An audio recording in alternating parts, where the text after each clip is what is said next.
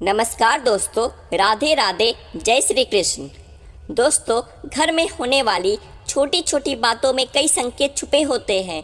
इन संकेतों को अगर समझ लिया जाए तो हम जान सकते हैं कि भविष्य में आने वाला समय कैसा होगा और परेशानियों से बच सकते हैं। ज्योतिष के अनुसार जब दरिद्रता बढ़ने की संभावना होती है तो घर में छोटी छोटी बातें इशारा करती हैं। आज के इस वीडियो में हम आपको बताएंगे कि गरीबी बढ़ने वाले कौन कौन से संकेत आपको मिल सकते हैं, इसलिए वीडियो के अंत तक बने रहिएगा। दोस्तों, अगर घर में कोई मुसीबत आने वाली है तो उसका असर सबसे पहले घर में लगे तुलसी के पौधे पर होता है। तुलसी का पौधा बिल्कुल सूख जाता है, जिसे घर में मुसीबत और दरिद्रता आने का संकेत माना जाता है।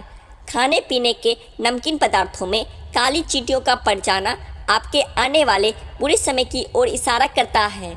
अगर आपके घर में लगे पेड़ पौधों की पत्तियां सूखने लगे तो उसे तुरंत कटवा लें। घर में लगे पेड़ पौधे हमेशा हरे भरे होने चाहिए।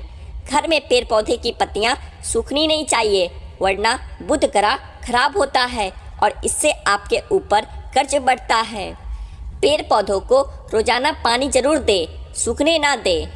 घर में झाड़ू लक्ष्मी जी का सूचक है, क्योंकि वो दरिद्रता को घर से बाहर निकालता है। इससे घर में सुख समृद्धि और धन दौलत आती है। झाड़ू के ऊपर पैर नहीं रखना चाहिए, इससे लक्ष्मी का निरादर होता है। घर का कोई छोटा बच्चा अचानक घर में झाड़ू लगाने लगे तो उसे घर में किसी अनचाहे मेहमान का आने का संकेत समझना चाहिए। सूर्यास्त के बाद घर में झाड़ू नहीं लगाना चाहिए, क्योंकि ये व्यक्ति के दुर्भाग्य को आमंत्रण देता है। नाश्ता करने से पहले झाड़ू जरूर लगा ले, ये शुभ रहता है। झाड़ू को उल्टा करके रखना अपशगुन माना जाता है। झाड़ू को हमेशा लिटा करके रखना चाहिए। झाड़ू को खड़ा करके रखने से घर में कलह बढ़ता है और घर में दरिद्रता का और गरीबी का वास होता है। अंधेरा होने के बाद आप झाड़ू लगाने से बचें, इससे माता लक्ष्मी नाराज होती है। घर का कोई सदस्य बाहर जाए तो तुरंत उसके जाने के बाद झाड़ू नहीं लगाना चाहिए। कुछ देर के बाद आप झाड़ू लगाएं, वो भी भगवान से प्रार्थना करने के बाद। झाड़ू को आपको छुपा कर रखना चाहिए, किसी की नज़र इस पर नहीं पड़नी चाहिए। जिस प्रकार धन को छुपा कर रखा जाता है, उसी प्रकार झाड़ू को भी घर में आने वालों की नज़रों से आपको दूर रखना चाहिए। वास्तु विज्ञान के अनुसार जो लोग झाड़ू के लिए एक स्थान बनाने के बजाय कहीं पर भी झाड़ू ऐसे ही रख देते हैं, उनके घर में आर्थिक तंगी का सामना करना पड़ता है। इससे खर्च बढ़ता है, आर्थिक परेशानियों का सामना करना पड़ता है। दोस्तों, गाय या अन्य किसी भी जानवरों को झाड़ू से मार के नहीं भगाना चाहिए। इससे माँ लक्ष्मी आपके घर से रुष्ट होकर चली जाती है, नाराज होकर के चली जाती है। जिन घरों में दूध उबल कर गिरता है, वहाँ पर अचानक पैसों का खर्च बढ़ जाता है। घर के लोग बीमार रहने लगते हैं और घरेलू जीवन में दूरियां आने की संभावना बढ़ती है। इसलिए अगली बार से इस बात का जरूर ध्यान रखें। बहुत से लोगों का कहना है कि दूध उबल कर गिरना शुभ होता है, तो मैं उन्हें बता दूं कि रोजाना अगर आपके घर में दूध उबल कर गिरता है रोज़मर्रा की ज़िंदगी में, तो ये शुभ नहीं है। रोज़ रोज़ ऐसा नहीं होना चाहिए। आपको इस बात का ख्याल रखना चाहिए।